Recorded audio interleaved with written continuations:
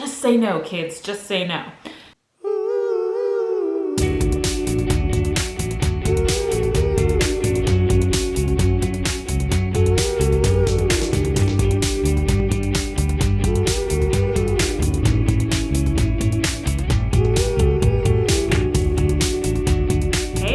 Welcome to Summer Stop Drinking. I'm Summer.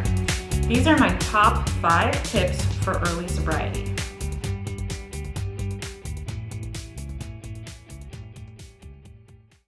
Now, I want to preface this by saying that this is not a video about how to get sober.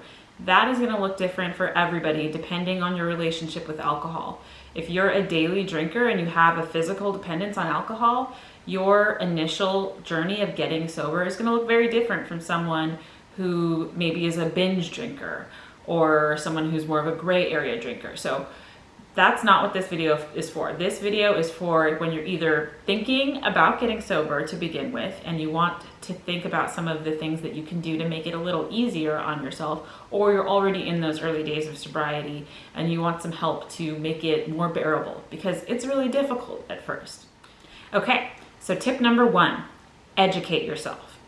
Now, one of the hardest things about early sobriety is that feeling of FOMO, that feeling that everybody else out there can enjoy alcohol regularly, everybody who is a normal drinker, and you're over here missing out, and it makes life more dull or more colorless or more boring. And that feeling can be really, really difficult. So what I mean by educate yourself is educate yourself on what alcohol is really doing to your body. That can help erase some of that feeling of FOMO when you really start to learn how harmful alcohol is and what it is doing. I remember when I first decided to get sober, I started reading Quit Like a Woman by Holly Whitaker. And that's where I first learned the fact that for women, drinking only 3 drinks per week increases your risk of breast cancer by 15% compared to people who don't drink at all. And every drink that you have beyond those 3 drinks increases your risk of breast cancer by another 10%. Now, I don't know about some of you, but I was definitely drinking more than 3 drinks per week. The American Cancer Society used to say that there was a small number of drinks that you could have per week that was safe as far as cancer risk. They've changed their recommendations. They're now saying there is no safe number. In order to make sure that your risk of cancer is lowered or lessened, they say don't drink at all. There was also another study done by Oxford University saying that there's no safe amount of alcohol to drink when it comes to risking your brain health. So all of these facts can really help arm you when you're feeling like I'm missing out, I should just be able to drink normally, there's something wrong with me. There isn't. Alcohol is a harmful, addictive, poisonous substance. It's ethanol. It's the same thing that they put in rockets to fuel them.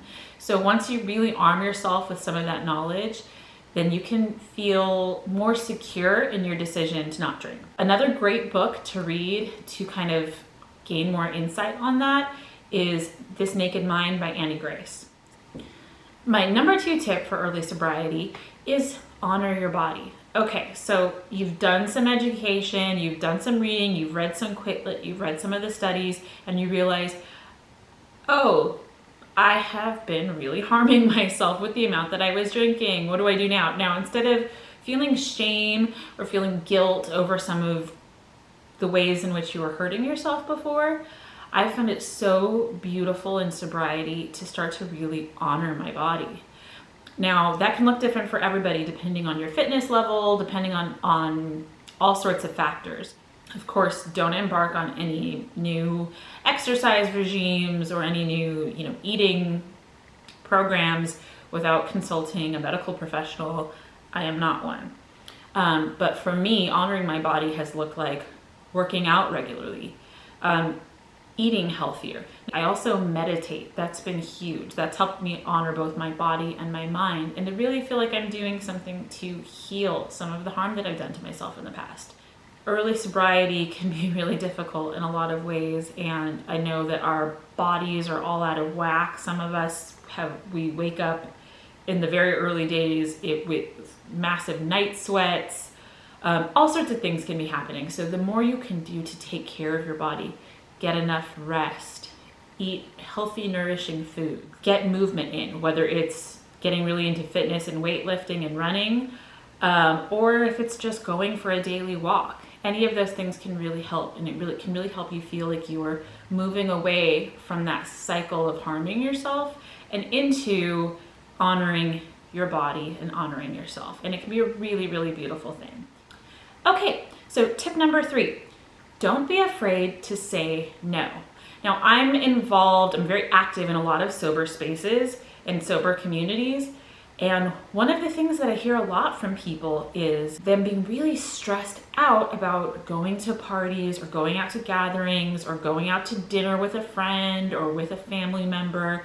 And how do I navigate this? What do I do? How do I know it's going to trigger me and make me want to drink. And don't be afraid to say no.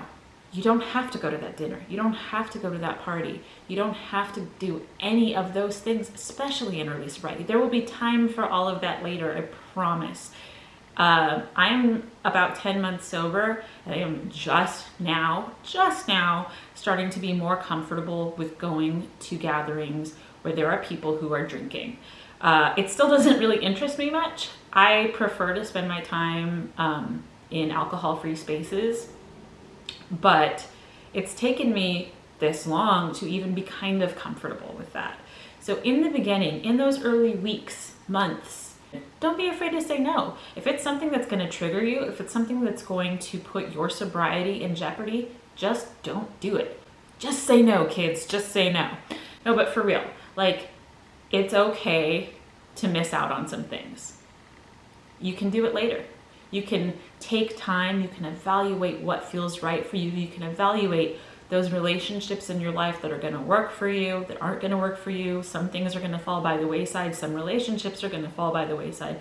So in the beginning, it's okay to be your gooey mess in your house. That's okay. I'm not saying isolate yourself, but I am saying say no to those things that are going to be harmful to your sobriety. It's okay. I promise. It really is.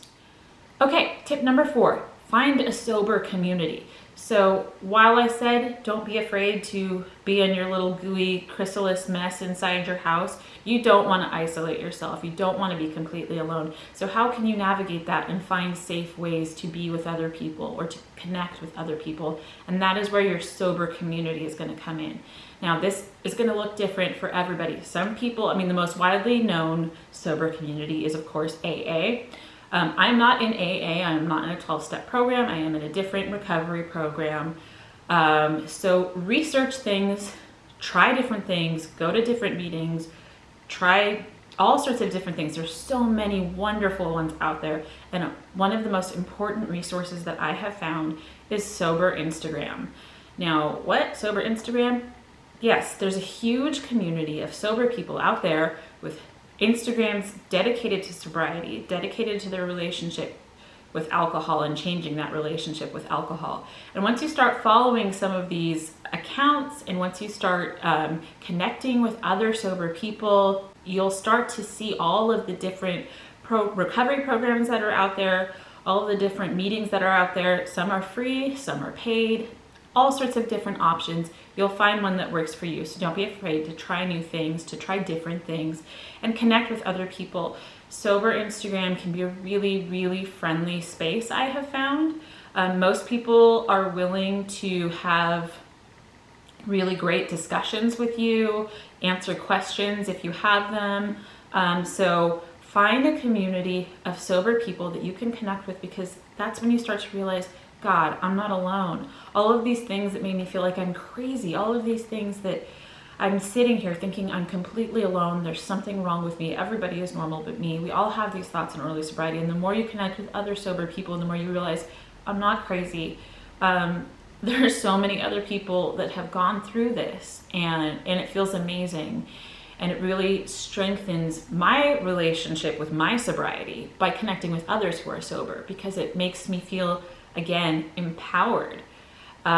We are so constantly bombarded in society with the message that you have to have alcohol to have fun. You have to have alcohol to have a social gathering. You have to have alcohol because it's nice out. You have to have alcohol because it's a holiday, because you're sad, because you're happy, because whatever.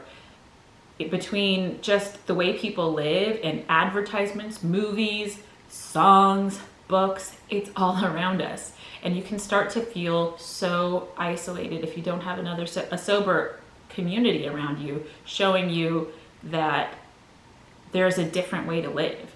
And once you see all of these people out there living these awesome, joyful lives, trying new things, feeling better than they ever have, then you start to believe that you can do it too. And I think that's the most important thing, because we're not getting sober to sit around wishing we could drink and being bummed about our lives. We're getting sober so that we can thrive, so that we can finally feel these amazing, joyful lives that we've always hoped that we can. And my 5th tip for early sobriety is recognize that your journey is your own. This is such an individual thing. What works for me might not work for you. The programs that I use, the books that I've read, the meditation that I do, the exercises that I do, you don't have to do those exact things in order to have a successful sober journey, in order to be thriving in your sobriety. Your journey is yours. And people out there are going to have all sorts of different things that work for them. Some people cannot have non-alcoholic beverages like non-alcoholic beers or wines or zero-proof cocktails. They find it triggering. Some people love them and they find them to be an amazing thing to help them through cravings, or just a really joyful, fun thing that they get involved in. There are it's a really growing movement. So that's different. Some people, like I talked about before, some people, the 12 steps have absolutely helped them. That's what kept them sober. Some people find those programs disempowering and they don't like them. Neither one is right. For the person that it worked for, fantastic. For the person that it doesn't work for and that needs to find something else, fantastic. Find that. So don't get caught up in feeling like you need to do it right.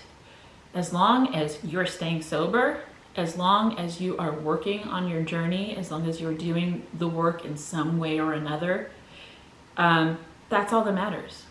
So don't compare yourself to anyone else. Some people gain weight when they get sober. Some people lose weight when they get sober.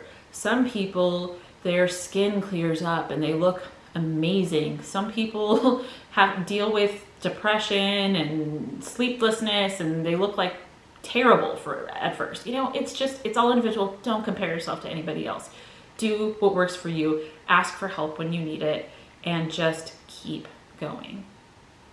So again, those are my top 5 tips for early sobriety. There are all sorts of other things that you will learn and that you will need on your sober journey. But I think if you can kind of keep those 5 things in mind, they'll make your journey a little bit easier, I hope. So thank you all so much for listening. I hope you enjoyed. Don't forget to like this video and subscribe, and I will see you later. Thanks for listening.